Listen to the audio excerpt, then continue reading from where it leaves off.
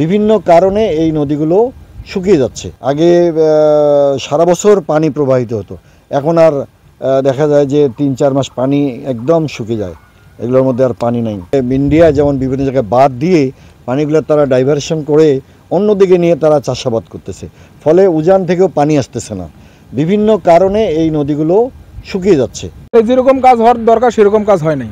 দুই ধারে বাঁধার কথা ছিল, কিন্তু এক পাশে বাঁধিছে আর এক পাশে বাঁধে নাই। এক পাশে ক্ষতি হয় আর এক পাশে তো ওইরকম বাঁধিছে, এক পাশে ভালো হয়েছে আর এক পাশে তো ক্ষতি মানে হবারই লাগছে। কাজটা বানটা যেভাবে দেওয়া কথা ছিল ওইভাবে বানটা হয়নি, সেই কারণে নদী আবার মনে কর সাবেক দিয়ে আবার মনে কর জায়গা সামানায় আছে।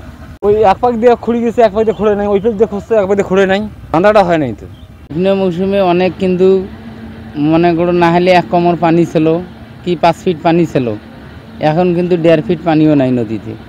এখন নদী শুকনো হয়ে গেছে, নদীতে কোনো মাছ নাই। ওয়ালটন ফ্রিজ কিনে অনেকের মতো আপনিও হয়ে যেতে পারেন মিলেনিয়াল, সেরা পণ্যের সেরা অফার।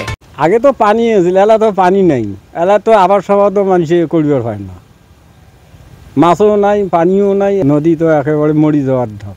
নদীটা আসলে সিএস ম্যাপে ছিল একদিক দিয়ে, কিন্তু সেটা এখন সেখানে নেই, অন্য জায়গা দিয়ে নদী প্রবাহিত হচ্ছে। বাট আমরা কিন্তু ডিমার্কেশন করেছি সেখান দিয়ে, যে সিএস রেকর্ডে কিভাবে আছে নদীটা, বাট সেখানে তো একদম পলিমাটি। আমরা সেখানে ডিমার্কেশন করেছি, চিহ্নিত করেছি, এটা ঠিক আছে, কিন্তু লোকজন সেখানে ভুট্টা লাগিয়েছে।